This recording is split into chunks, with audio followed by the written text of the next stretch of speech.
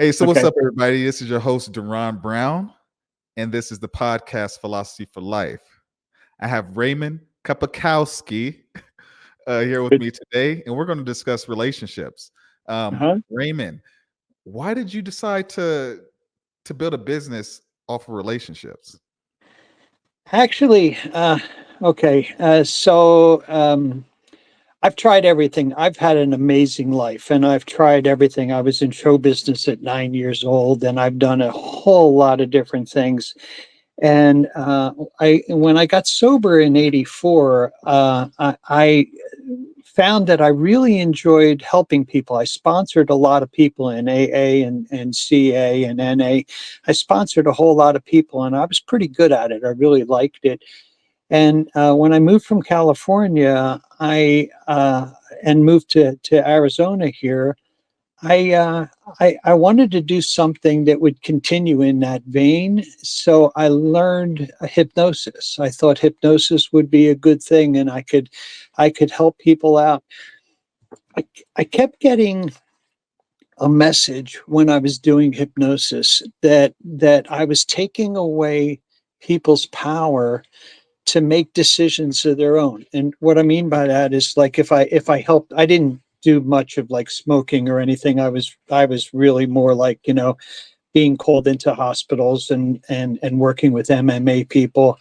And it was more, I was certified in clinical and sports hypnosis. But I kept thinking to myself, people that would come to you for something specific would walk away saying that they went to a hypnotherapist and the hypnotherapist helped them do it.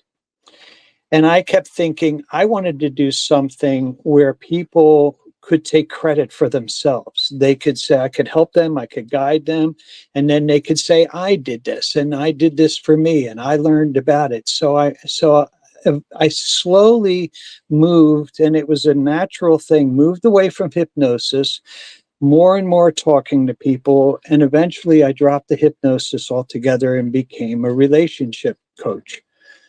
And then years later, finding out that the relationship part of it wasn't for me either, that's when some big changes happened. The relationship part wasn't for you. What do you mean? I'm sorry? You said you found out the relationship part was not for you. What do you mean by that?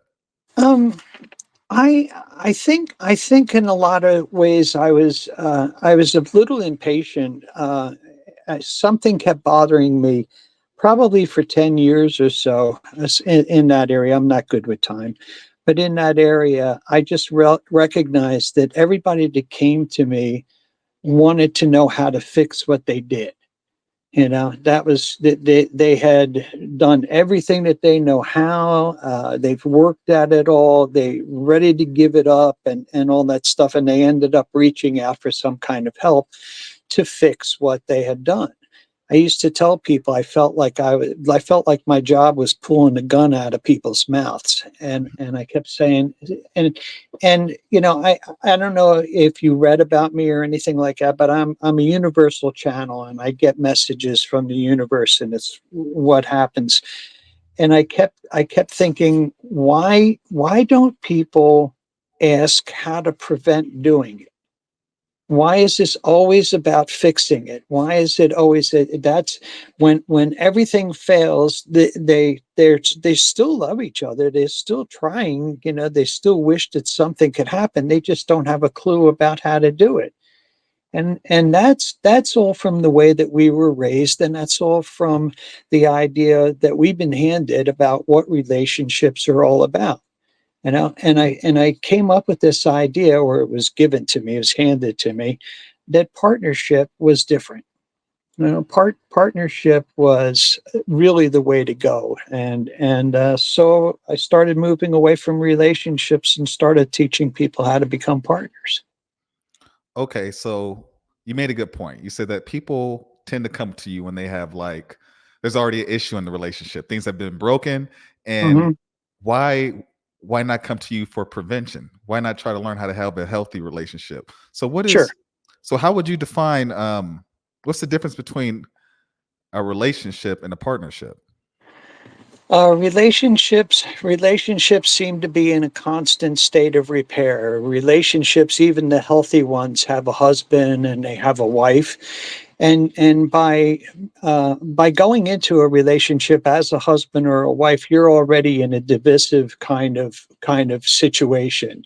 She has all the things that she does as a wife, and you have all the things that you do as a husband, and right away that separates us. We're not really partners, and we're certainly not equals, Yeah. relationships are in a constant state of repair, and people in partnerships have the ability together to decide how a relationship will go. I'm not saying that relationships are something you don't want to have a part of. I'm saying that there's a way to do relationships that's healthy, and partnership is that, as far as I can tell. I know exactly what you're saying. Within a relationship, we have societal expectations, but Yeah. we're so far removed from what society was 30, 50, hundreds of, hundreds, thousands of years ago, that those Yeah. types of relationships are no longer valid. They don't work in today's society. So if you do step That's into go ahead. boy, you're hitting it. You're hitting it right on the head. Absolutely, you're right. What we know about relationships, it doesn't work anymore.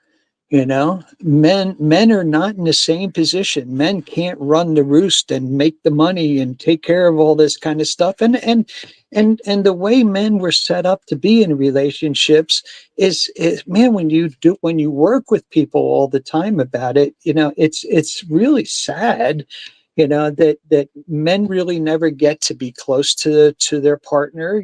They're told about women are crazy, and they told about you can't satisfy them, you can't do it.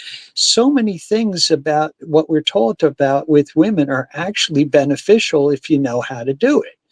And we're separated from them. We're supposed to be, the guy and making the money. You can't do that anymore. It doesn't work nowadays. And women, the same thing. Women are, it's like women have been setting their power aside to be a wife, to be, the person that takes care of the house and all that stuff.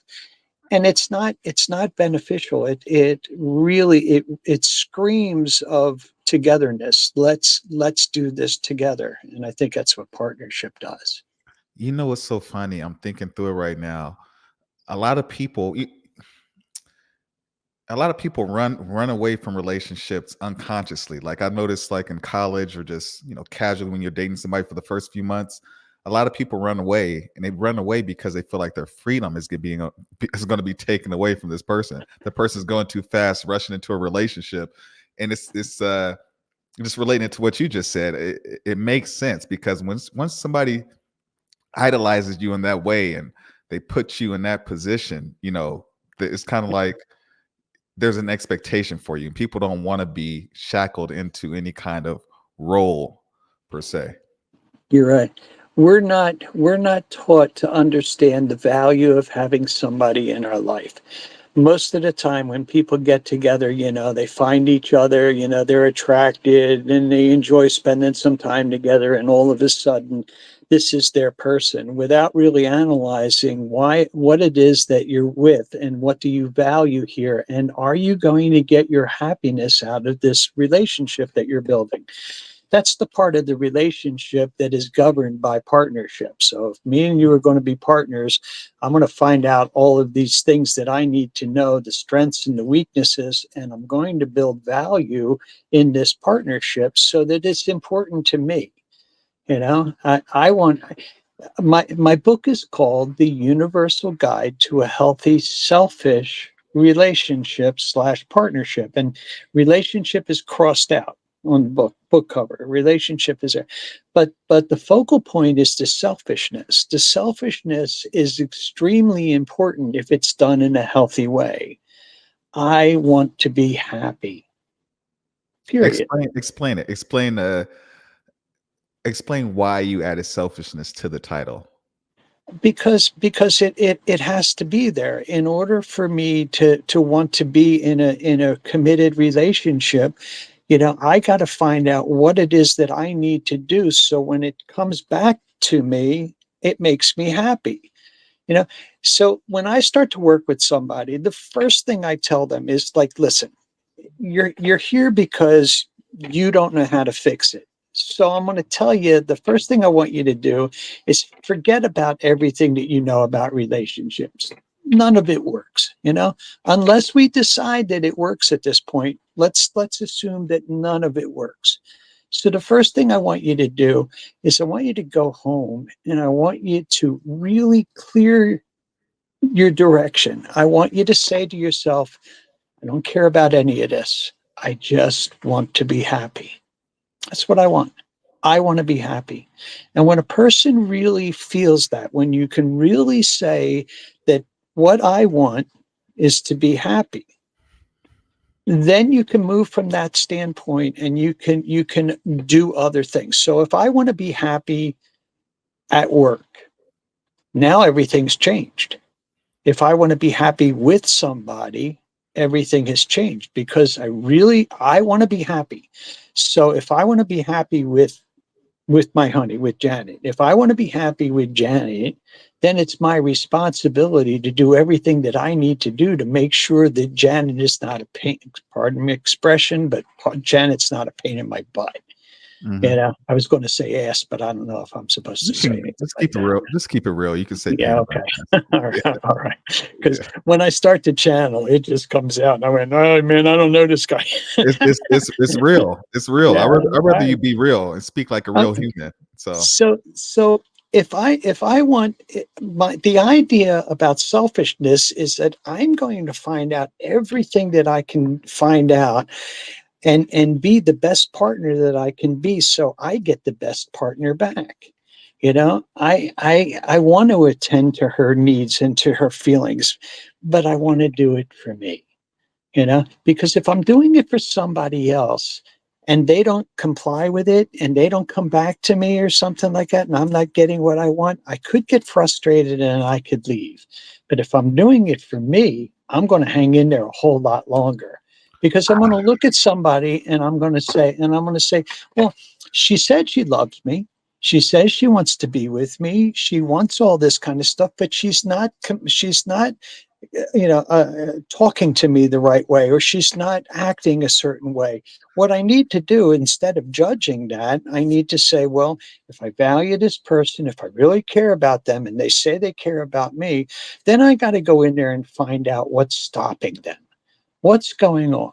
And I'll give you a good example. Something that happens all the time. I don't care what kind of situation it is, but it happens all the time. Communication comes up. He doesn't communicate with me. It's usually that way. Sometimes it's the other way. He won't communicate with me. Okay. All right. So does he want to communicate? Well, he says he wants to communicate. Okay. So that makes sense. Of course, he would want to communicate with you. So if we say, okay, Bill, okay, Bill, what we're going to do is we're going to force you to communicate. You're going to have to communicate, and there's going to be a certain time to communicate, a certain way to communicate, and you're going to communicate. If we put a person in that position where they communicate, we never find out why they had trouble communicating before. And that's going to come out. Might be a situation of not knowing what to say, being afraid of saying something, being afraid of being judged. Maybe it's something in someone's past, a mother is saying children are supposed to be seen and not heard. All that kind of stuff could happen. All that kind of stuff could be behind the inability to communicate. So if I'm trying to have a really good relationship with somebody, building a great relationship with my partner, I'm going to say, you're having trouble communicating. Let's find out why. Before we try to get you to communicate, let's find out why you're having trouble. Are you afraid of me?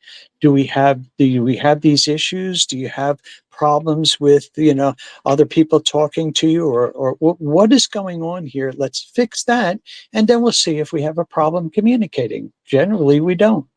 mm. you Yeah. know, um, You know, it's fun. I love what you said at the beginning of that. You said that the person is giving to their partner essentially, and they're not getting what they expect to get back in return. But why not turn the table and say, hey, I'm going to be selfish, and I want to see what my partner is giving to me. See what they're basically bringing to the table. I had a show yesterday, and I told the guy, he asked me what would I give somebody, what relationship advice would I give? What is the most important one? I said I would say don't lose your sense of self in relationship. I feel Uh-huh. like a lot of men and women fall into this category where they're giving so much to a person and they're trying to get this expectation, but that person's never giving to them, and then that relationship ends, and then you don't know your identity because you were sacrificing so much for this thing to work, and it Yeah. didn't turn out the way you wanted it to work, and now you're just like you're lost. But if you would have focused on your own needs from day one, Yeah. you would have seen those red flags a whole lot sooner, and you could have Yeah. addressed them and had them fixed, or you could have walked away. And you don't learn that kind of stuff until it really bites you. And Yeah, then you learn about it, and generally speaking, it's too late. You might be able to apply it to the next one, but if you're not conscious about it, then you're not going to apply it to the next situation. You're just going to repeat it until you learn the lesson. yeah, Something that happens inside when you start to build a partnership, there's a change of focus that happens between two people. I focus on you, you focus on me.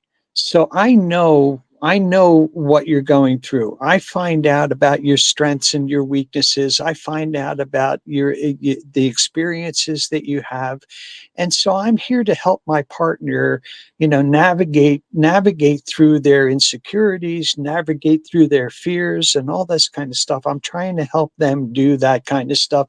And the reason that I can do that for them is because they're doing it for me, because that's what a partnership does. You think about this partnership, and probably the best example of this is a successful small business. This is a successful. You're trying to build a successful business. If somebody came to you, if you had a grocery store, a shoe store, something of that nature, and somebody walked in the door and they said, "Hey, I'd like to be partners with you. You're a good looking guy, you're smart, and I want to be your partner." You wouldn't say, "Oh, okay, come on and be my partner." You wouldn't say that. You would go, "Well, why in God's name would I want you as a partner?" A person would say, "Well, I bring in this, and I'm intuitive, and I'm good with social media. I like people a lot, and I'm a problem solver, and I try to be not be selfish." And you would go, "That doesn't sound bad." hmm Then maybe we could try that kind of thing. And then what you would do is on a regular basis, you'd come together and you would focus on the partnership. You would have meetings and you would say, what do we have to do this week? Or what do we need to do today? What are we going to buy? All those things. And you decide on them together. You don't agree all the time, you know but if it's something that's going to be good, or if the intention for it is to be good for this for the business, for our partnership, then okay, I don't agree with what you're thinking right now. I don't think it's good for us, but if you feel very strongly about it, okay, how do I back you? And that's a big difference, because learning how to say to your partner, if we're going to do this, okay, how do I help you? I'm not going to sit back and wait for you to fail. I'm not going to go, "But yeah, okay, you want to do it your way, go ahead and do it your way, and yeah, we're going to see because I'm right." That's bullshit. That doesn't work. hmm So I'm going to say, if we're partners, let's try it. You feel strongly about it, let's do that. And then how do I back you? How do I have your back? How do I make it so that there's a chance that this would work? That goes with, like, going to family things, to family dinners with on Christmas or something. I hate going to family dinner on Christmas. All right, so how do I have to back you? you yeah, know What can we do? How can we alter focus so that we can keep you out of these problem issues? You know that I'm there. You got your back. You know that I know what triggers you have. So these triggers, we're going to address these triggers today before we go out there tomorrow. We're going to do all this kind of stuff, and maybe alter your focus from being with a family that you don't like to you being there for me because they're my family.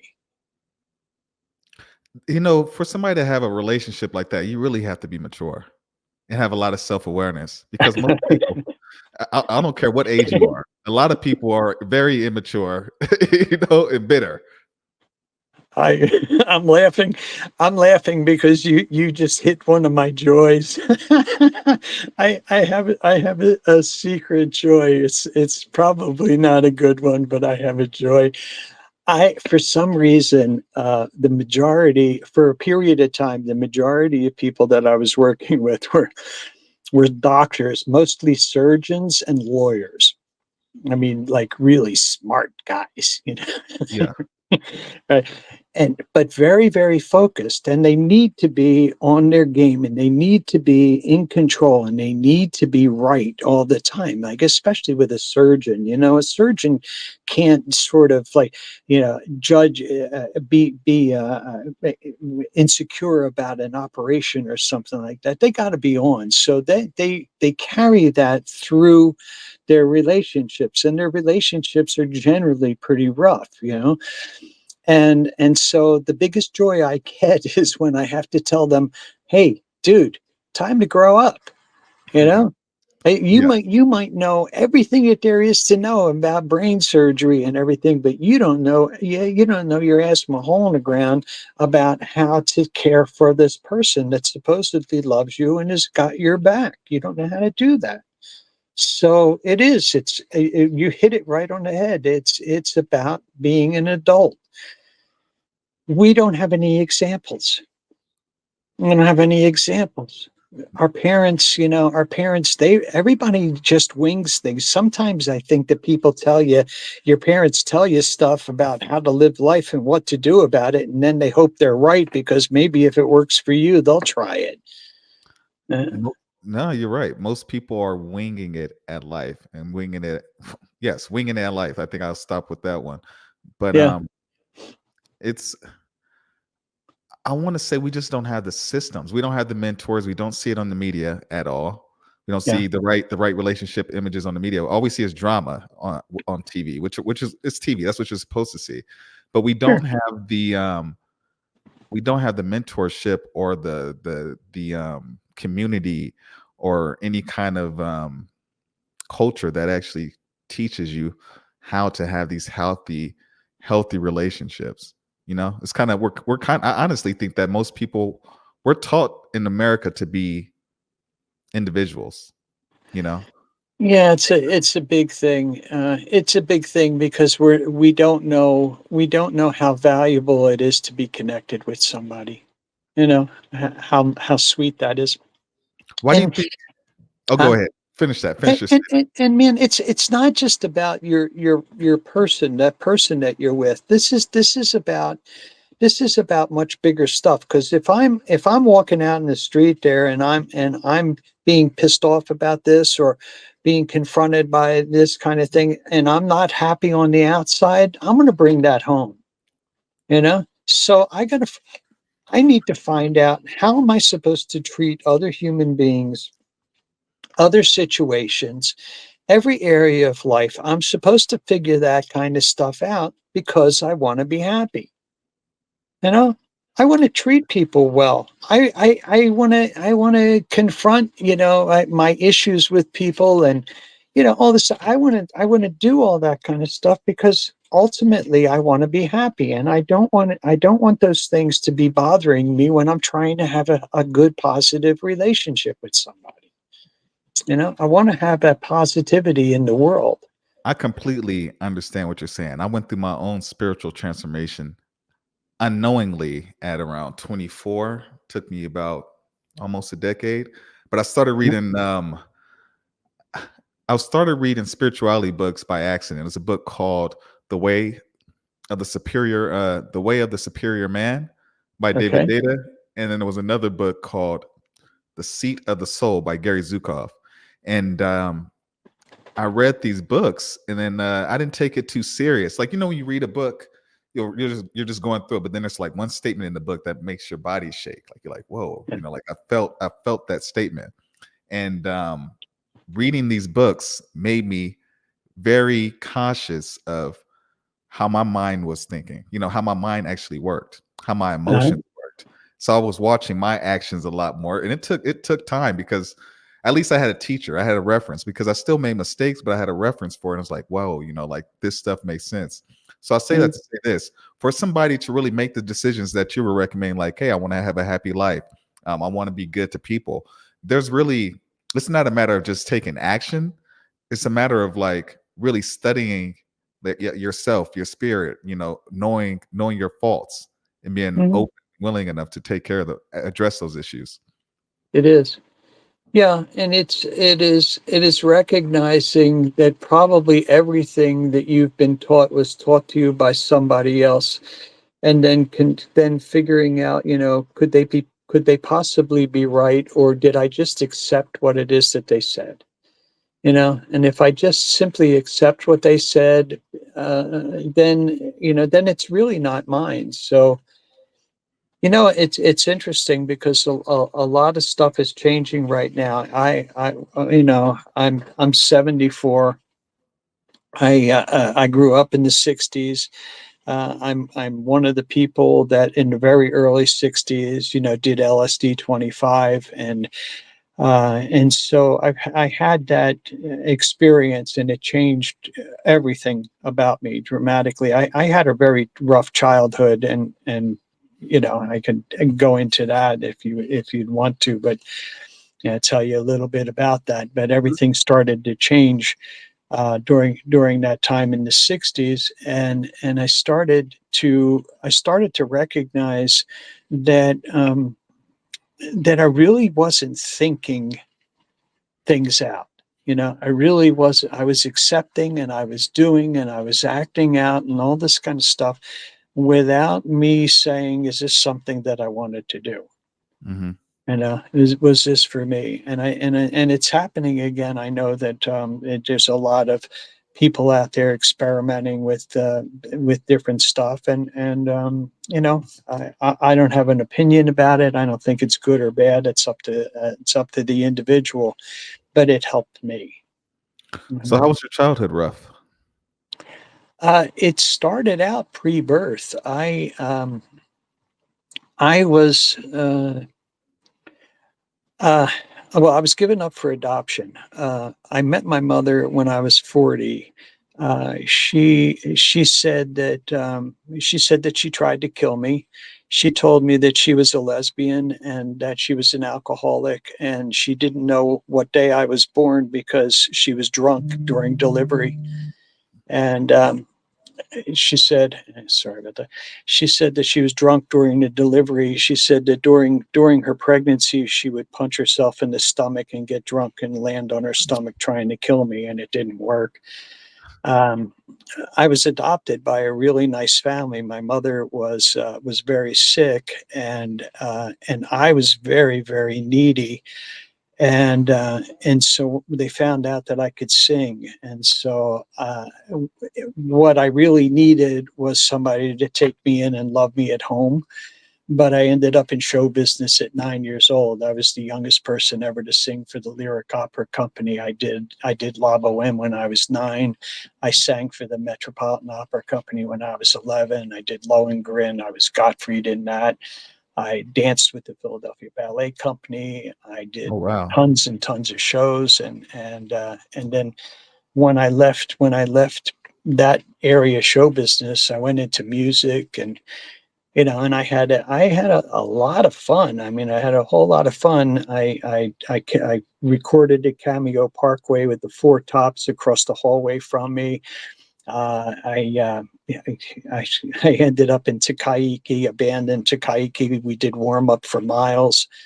Uh, it, you know, all this stuff. I started doing drugs at 11, and I was pretty much a mess. and I found out, this is something that I wanted to tell people too. It took years of things being really fantastic. I mean, I just had a fun life. I all over the place. I had a great life. But the truth is the underlining feeling about my life always was, if I dance, will you keep me? If I sing, will you love me? You know, it was always about doing this kind of stuff because I liked doing it and I was good at it. But if you had ever asked me, did I want to do it? I don't know if I would have said yes.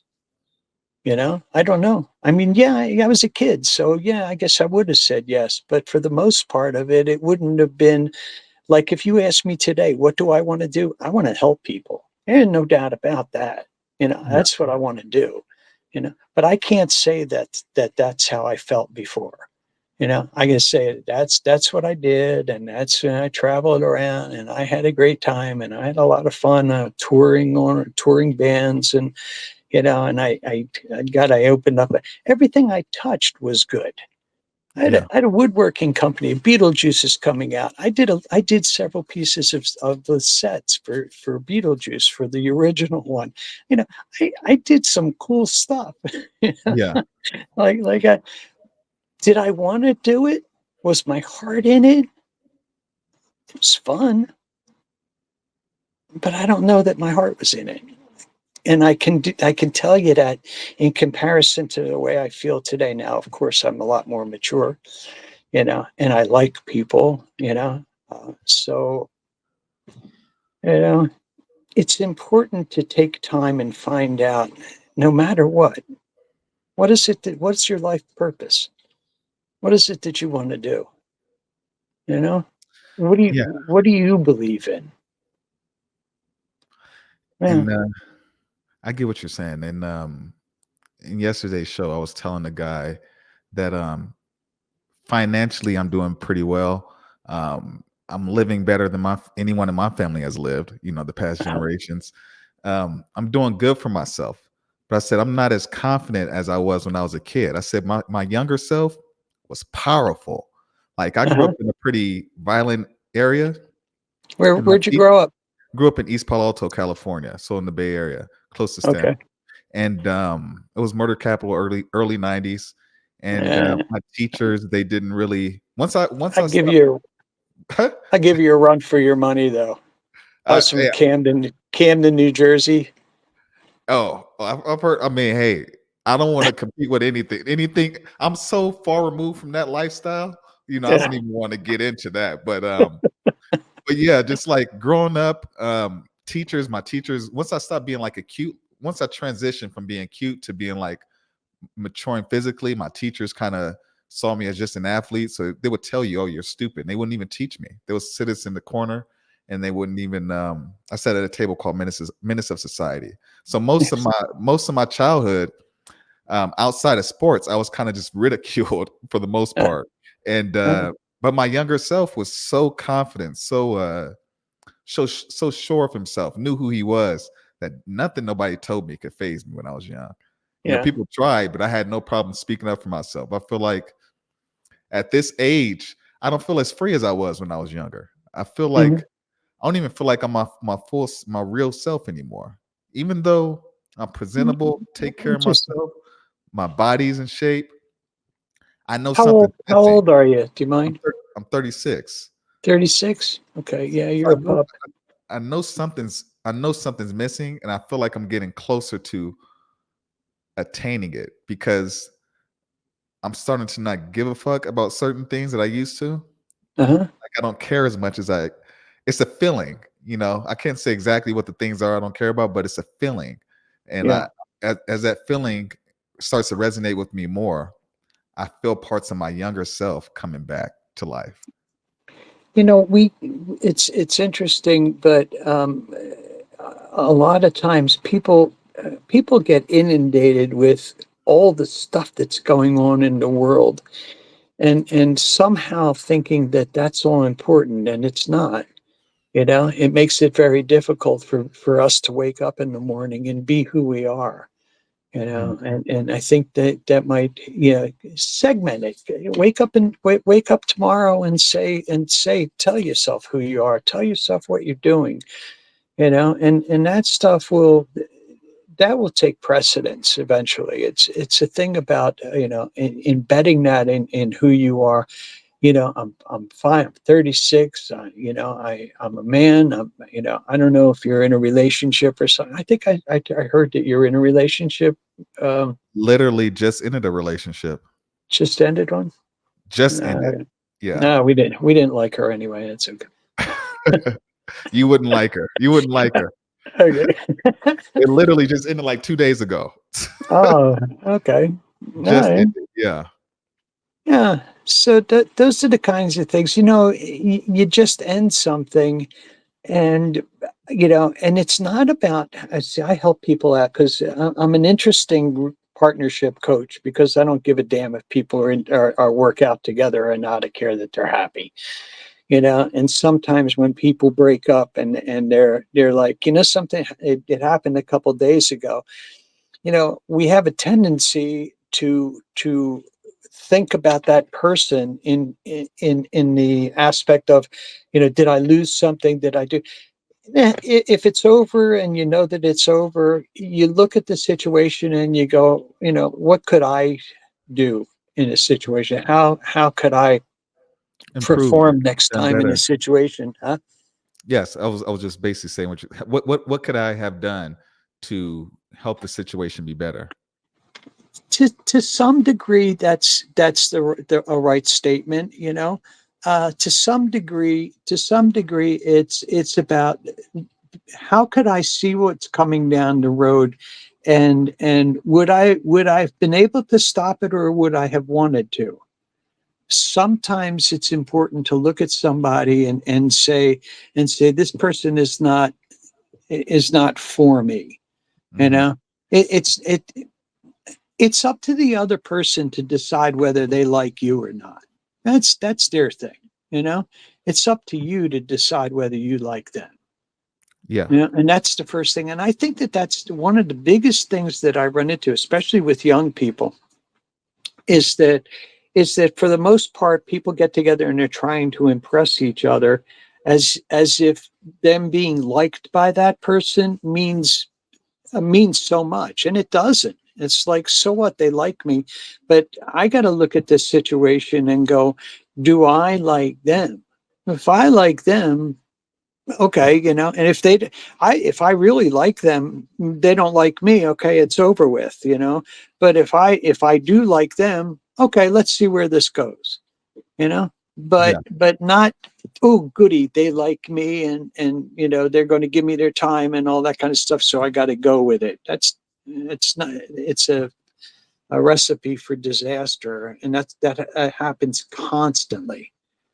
you know Yeah, I know what you're saying. You said something at the beginning of your statement around, if I did do this differently, would it have been better? Would it have worked? And I do know, looking back into my relationship, I do know the moment where it shifted. This was she used to she was in love with me. She was would cook. I would pick her up. She would have like lunch made for me for like the week, and she was always excited. But there was a moment where she threatened to leave the relationship because she said I was too busy. I'm ignoring her, but she was really just spazzing out. It was after about 8 months, and then Yep. instead, what I had did when she sent me a text was like, "Oh, I can't do this anymore. I can't be in this relationship because of XYZ." What I just told you, and what I had did is I tried to save the relationship from failing. I tried to tell her like, "Hey, I'm here for you. No, I don't want things to end. Like, what are you talking about? Like, saved Yeah. it." But really, what I should have did was I should have told her like, "Look, I enjoyed my time with you. I like you. I would like things to keep moving forward. But if you want to end things, go ahead and go your way." That's Uh-huh. what I should have did, but because I did, and it was so small. It was so small, and after the decision I had made, I noticed like the following months, I started getting tested a little bit more subtly in other types of ways. And I was like, oh, so I basically made it seem like no matter what she did, I would not leave. Uh-huh. That's what it came up like. And it Yeah. created a See, pattern. see, and that stuff changes, if you get the book or anything and read this, you recognize that some of that stuff changes because if you know what it is that you value, if you look at somebody and you say, well, if she goes, I don't care. That generally ends up that that could be connected to a fear of commitment. That could be prioritizing, your life versus hers, which inside a partnership there is no uh, one against the other one. It's always like, you do this and I do that, so we're going to work together to help each other do that kind of stuff. If you are feeling neglected, if you're feeling some kind of way about this, let's see what we can do about it. Maybe sometimes it is addressing the feeling, not just saying to somebody, hey, I'm here for you. It's addressing the feeling about why I'm here for you. If we're going to be partners, I want you to know what you mean to me. I want you to know that how I value you, and how what we're going to do here is do this thing, protect the partnership, and then I'm going to go about my work. Now, in a partnership, if you're very, very busy and she feels loved and she feels cared for and she feels important, then what she's going to do is she's got all that stuff locked down. She's going to be able to say, hey, are you okay? Do you need more time? She's going to be able to focus on you because her needs are taken care of. She's fine. We addressed all these insecurities. We addressed all this stuff. We pointed out the values to each other, and if we need to do something, so many times, it's like, okay, I got asked to. I wonder if I should do that part now. Um, so many times in relationships, people just need to have assurances.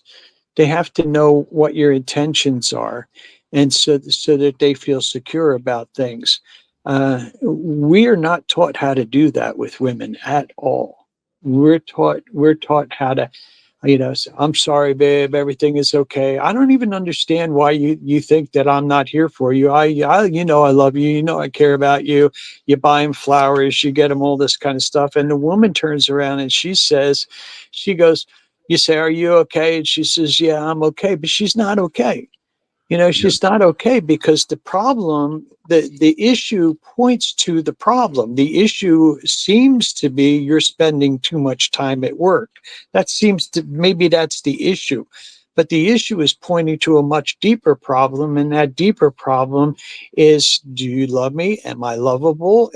Anybody going to stay with me? Is anybody going to care enough about me to do all this stuff? That is what's being triggered, and Ah, that gets triggered with everything. That gets yes. triggered with, I went out. If somebody's got that in their mind, that they don't feel connected or they're insecure about something, you can say, well, something, I was going to pick you up for lunch, but I grabbed the sandwich out there and I'm fine. Boom, you don't love me. The sandwich part of it might bring out the issue. She may say, oh, it's okay, I get that and understand that, but she's still going to feel, it's still going to be a trigger to something much deeper, and that insecurity is still going to be there, has to be handled. I got asked to speak for a women's conference one time, and I'm sorry I jumped in on you, but this is sort of cool and it's sort of interesting. I got asked to speak for this woman's a seminar, and she said, the woman who asked me, she knows me and she knows what I'm like and stuff like that, and she said, I really don't want to ask you what you're going to speak about, but you have any idea what you're going to speak about? Mhm. She, because I just get up there and I wing it. And I said, I want to talk about why women never let anything go. And she said, "Are you sure?" She goes, there's going to be like 500 women there. Are you sure you want to talk about that? I said, yeah, because women need to know that the issues that they fight over, the issues that break their hearts, the issues that they get over and get through, the issues that get swept under the rug are pointing to the problem. They're never the problem. The issues are never the problem. The issues are always an opportunity to find out what's going on a deeper level and what is it that we really have to address. You know? So it's always about getting down to what are you carrying with you? You know, you could if somebody says if somebody says I'll call you at 3 o'clock and they don't call, that doesn't give you insecurity. That brings out an existing insecurity. It's just not a one-shot deal. That insecurity is there. Those fears are there. You know, all those problems and everything, all those doubts that you have, they're there. They're just sitting back, waiting for an opportunity to be dealt with. And instead, all we're taught about is saying we're sorry and it'll never happen again. This stuff gets pushed back in a box. It doesn't get dealt with. If in a partnership, if you know how to deal with it, then you would sit back and in a day or two, and you need to have time, and that's all explained in the book. But in taking time in between an issue happening and talking about it is very important. Otherwise, it'll be connected to the issue. I hope I'm not completely out there, but you would come to somebody and you say, hey, the other day, I don't even know what the hell we were talking about, but I know that you were feeling pretty insecure. So I would like to tell you, what I see in you. I would like to tell you, that I understand everybody's insecure, but you're fantastic. You're incredibly smart. You've got a huge heart. You're caring with people. You're always open. You treat me really well, and all these kinds of things that will address an insecurity that is not connected to anything but just basically an insecurity that people carry around. We all have them, you know. So you do that kind of stuff because I want to tell my honey how fantastic she is, how great she is. It makes her feel good that I know about her, that I know how dedicated in her work she is. I mean, she's driven like nobody I've ever seen. She's devoted to what she does. She's really, really amazing and all these kinds. And I want to tell her that I know all those kinds of things because it makes her feel good. And I want to tell her all those kinds of things because it benefits me. Right back to me. Lovely, lovely. Before we Mhm. go, could you explain what is healthy selfness? I think you spoke about it a little bit at the beginning, but Yeah. could you go into detail about that? About healthy selfishness. Yes. Oh, okay. Yeah, we had mentioned that a little bit. Healthy selfishness is really about altering. Well, the healthy selfish part of it is that before, when we were taught about being selfish, we did it in a way that it benefited us only, and that kind of benefiting us didn't take other people's needs into consideration. It didn't say I wanted what I wanted and the hell with you. I Mhm. was going to get what I wanted and the hell with you. Uh, that kind of thing. I mean, people will address that as well. You're building up bad karma, and yeah, maybe so. Maybe you're doing that. But the other side of that is that there's a loneliness connected in grabbing what I want for me and to hell with you. There's a separation that happens with people that makes them feel there's a distance there. There's all this stuff. I'm alone and I don't give a shit about you. I'm taking what I want.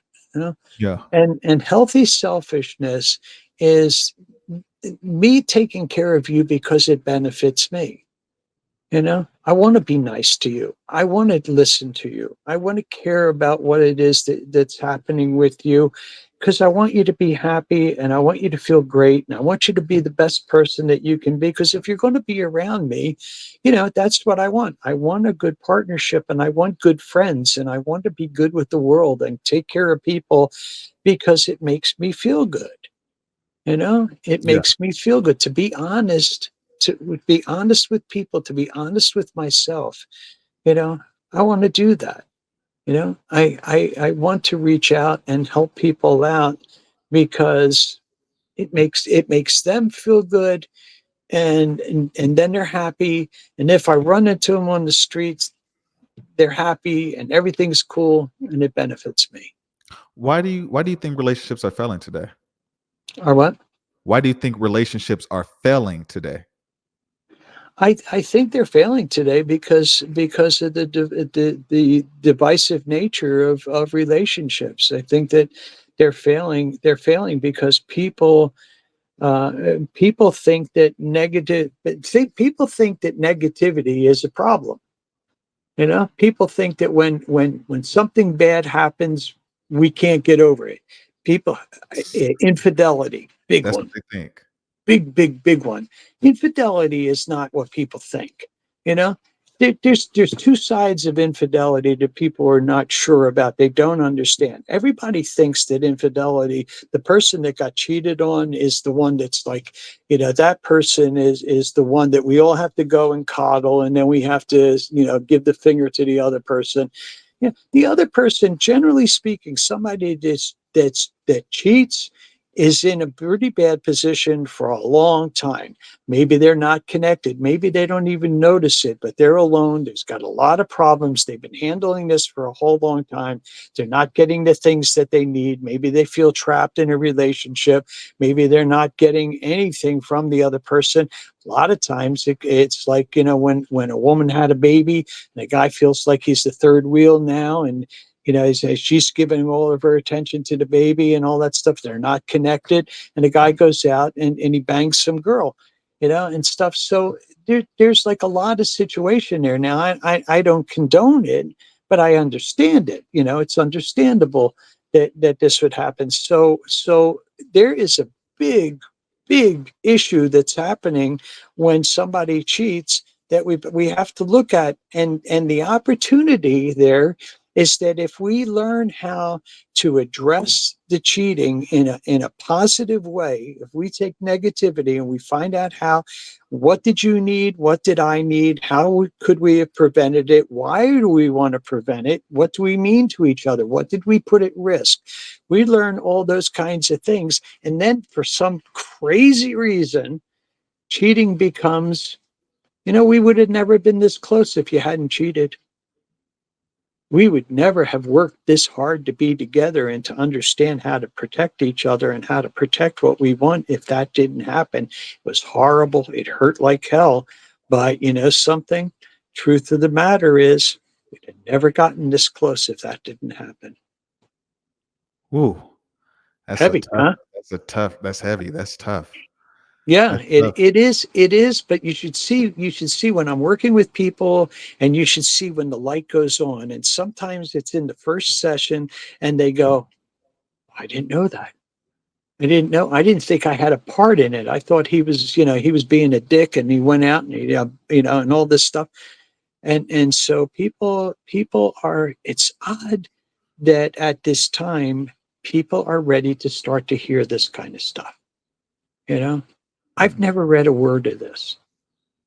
I haven't read a single word about partnership. I haven't watched it any place. I haven't done anything. It's 100% been handed to me by some kind of universal connection. Sometimes in sessions, I feel like I get pushed out of the way and I hear myself talking and I go, damn, that was good. That was really good. I got to try to remember that one. Yeah. And that's how it goes. And I think that it's happening right now because I think that people are ready. Raymond, any closing statement? Uh, any clothing statement? Yeah, how about this for a mantra? Wrote this out a long time ago. And it works. The mantra is, I have no idea what's going on, but I know I'll be okay. Yeah. And if you do that, you like that? I needed that.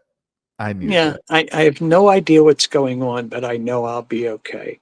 And that opens up so much freedom in that statement, and so much positivity in who you are, and just recognizing that life's going to throw stuff at you. It's really going to throw stuff at you. So don't be a victim. You know, a victim is somebody who has one choice. In any situation, find a second choice, and that will give you power. Well, Oh, heavy, thank you. heavy. Thank you for that, That's good. Raymond. That's good shit. Thank you for that, man. I needed that. I needed that, man. Hey, listen, I can't believe it's over already. I had such a good time with you. Your people ought to know, your listeners ought to know what a great job you did, because what you do is not easy. It ain't easy. So I really do appreciate you, man. I really do. Thank you so Hey, much. thank you. Thank you for the support. And Yeah, thank you for coming on the show. All right. absolutely. Have a good one. Uh, Take care. We'll catch you later. Bye.